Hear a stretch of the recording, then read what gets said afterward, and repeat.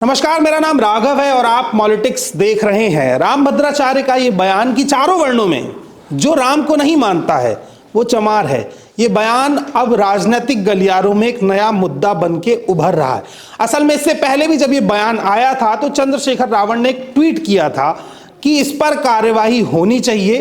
अगर इस पूरे प्रकरण पर कार्यवाही नहीं होती है तो भीम आर्मी के समर्थक किसी दिन राम भद्राचार्य को पकड़कर उनकी सेवा कर देंगे। इस बयान के अपने अलग अलग मायने हैं। कुछ लोगों ने कहा कि ये पॉलिटिकली भी गलत है, हिंसा के लिए समर्थन करना भी गलत है, लेकिन उसके बाद से इस बयान को लेकर के राजनीतिक पृष्ठभूमि बनने लगी है। उत्तर प्रदेश की राजनीति को अगर आप करीब से देखेंगे तो 60-70% तक का जो वोटर है वो ओबीसी वोटर है। अगर पूरी आबादी का 80% धड़ा निकाल दें तो बहुजन समाज है। 20% में आप देखेंगे कि वो बाकी तबका शामिल होता है। चंद्रशेखर रावण बहुजन समाज की राजनीति करते हैं। उन्होंने एक रैली की है। रैली करते हुए उन्होंने बात कही कि जो व्यक्ति मंच से बाबा साहब का अपमान कर रहा है, आपका अपमान कर रहा है, अगर उस पर कार्यवाही नहीं हो रही है तो आप लोग ये बात समझिए कि इस देश में आपकी मजबूती कितनी बची हुई है। उस रैली का ये वीडियो मैं आपको दिखा रहा हूं। चंद्रशेखर का ये बयान सुनिए। इस बयान के भीतर ये दिखाई दे रहा है कि किस तरह से अब ये मुद्दा उत्तर प्रदेश की राजनीति में खास होता जा रहा है और बहुजन समाज को इकट्ठा करने के काम भी आ रहा है। इसके मायने क्या है हम आगे आपको समझाएंगे, तब तक के लिए वीडियो देखिए। कि चारों वर्णों में जो राम को नहीं भजता वो चारों वर्णों में चमार है।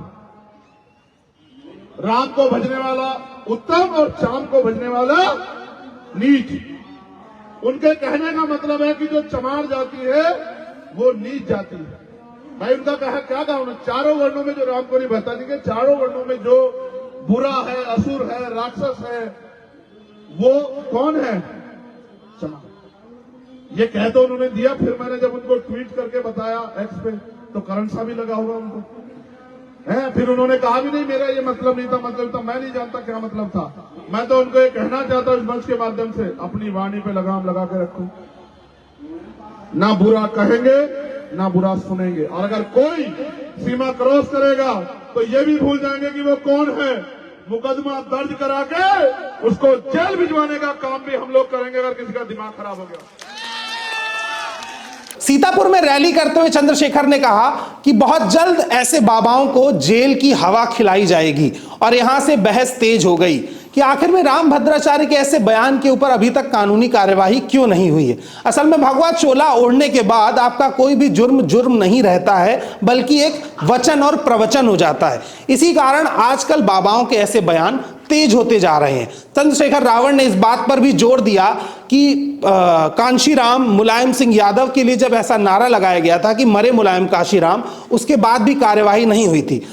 काशीराम साहब, मान्यवर मुलायम सिंह जी भी हमारे नेता रहे, बहुत बड़े नेता थे, लेकिन मान्यवर काशीराम साहब हमारे पिता से कम नहीं है। वो हमारे रहबर है।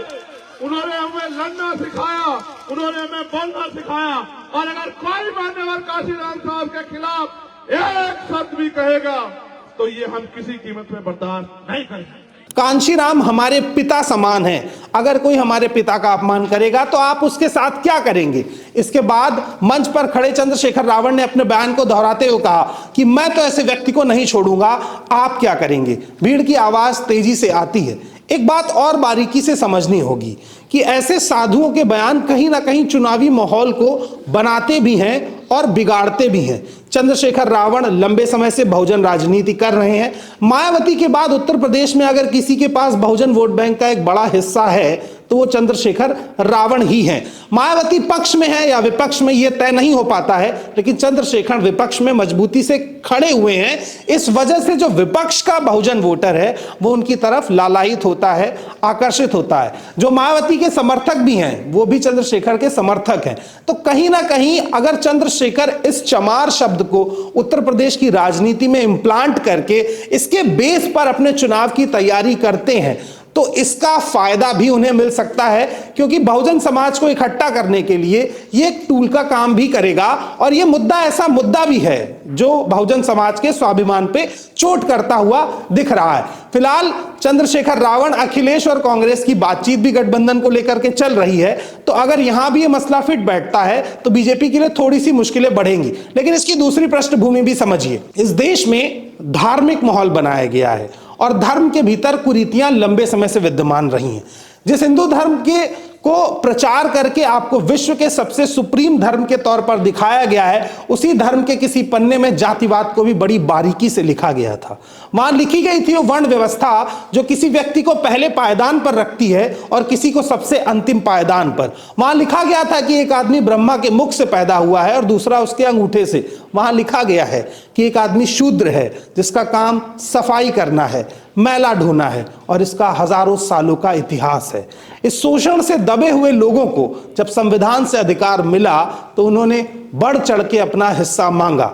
यही वजह है कि कहीं ना कहीं ये हिस्सा मांगना, ये हिस्सेदारी मांगना, सम्मान मांगना साधुओं बाबाओं को खटकता है, क्योंकि भले संविधान के पन्नों ने धर्म के पन्नों पे लिखे उस जातिवाद को दबा दिया हो, लेकिन जो जातिवाद दिलों में घुसा हुआ है उसको निकालने के लिए अभी और प्रयास करने बाकी हैं। लेकिन यह बयान कहीं ना कहीं उत्तर प्रदेश की राजनीति में बीजेपी के लिए एक ऐसा टूल साबित होगा जहां पर उसको कमजोर साबित होना पड़ेगा, क्योंकि उसकी एक बड़ी वजह यह भी है कि रामभद्राचार्य प्रधानमंत्री मोदी के करीबी दिखते हैं। वो खुद कहते हैं कि मोदी मेरे मित्र हैं उस समय से जब समय कार्यसेवकों ने चढ़ाई की थी, और तब से अब तक हमारी और उनकी मित्रता में कोई भी दूरी नहीं आई है, बल्कि जब से वो प्रधानमंत्री बने हैं और विनम्र होकर के मिलते हैं और सहजता से मिलते हैं।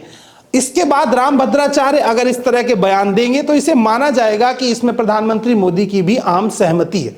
चंद्रशेखर रावण एक बात और दोहराते हैं कि ऐसे बयान देने वाले बाबाओं पर कानूनी कार्यवाही क्यों नहीं होती है। उन्होंने कहा कि बाबा ने बाद में स्पष्टीकरण दिया कि मेरा ऐसा आशय नहीं था। चमार वो नहीं होता जो जातिगत तौर पर चमार होता है, चमार वो होता है जो चमड़े का काम करता है। इस तरीके की बातें करके आपको बार बार बरगलाया जाता है। असल में पहले एक जातिगत टिप्पणी आके आपके स्वाभिमान पे चोट की जाती है, फिर कहा जाता है चलो कोई नहीं, ये बात तुमसे तो नहीं कही गई थी। मगर उत्तर प्रदेश की जनता और बहुजन समाज इस चालाकी को अब बारीकी से समझने लगा है। चंद्रशेखर रावण ने कहा कि उनके इस बयान के बाद मैंने एक ट्वीट किया, उस ट्वीट का असर है कि उन्हें सफाई देने के लिए आना पड़ा। यह बहुजन समाज की मजबूती है। बाबा साहब अंबेडकर इस बात को कहते थे कि हिंदू धर्म में कुरीतियां हैं, इसलिए मैंने इस धर्म को छोड़ के बौद्ध धर्म ग्रहण किया है। चंद्रशेखर रावण बाबा साहब के विचारों को लेकर के आगे आते हैं और उन कुरीतियों पर बात करते हुए भी दिखते हैं। अब पूरा सवाल यह बन रहा है कि 2024 के चुनाव में बीजेपी के खिलाफ जो मुद्दे हैं उसमें महंगाई भी है, बेरोजगारी भी है, और सबसे बड़ा मुद्दा यह है कि धर्म के नाम पे राजनीति हो रही है। लेकिन ये मुद्दे वोट कैश नहीं कराते हैं। वोट कैश कराने वाले मुद्दे बीजेपी के जातिवादी स्टैंडर्ड का अगेंस्ट में जाकर के होते हैं। अगर बीजेपी के जातिवादी स्टैंडर्ड पर चोट करें तो आप देखेंगे कि मायावती को लगातार लंबे समय से उत्तर प्रदेश में एक अच्छा वोट परसेंट मिला है, जबकि वो बाकी पार्टियों की तरह सोशल मीडिया पर वैसे एक्टिव नहीं दिखती।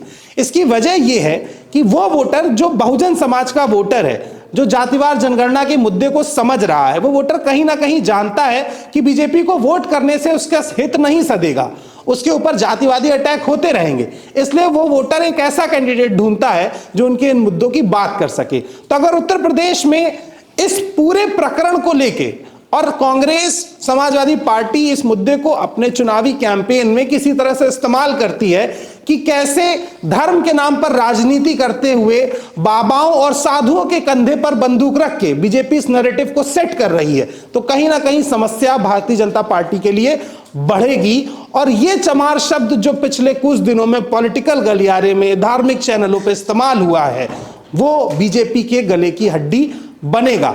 सवाल यही है कि चंद्रशेखर रावण का स्टैंड कब तक क्लियर होगा। क्या रामभद्राचार्य में सच में उन पर एफआईआर होगी?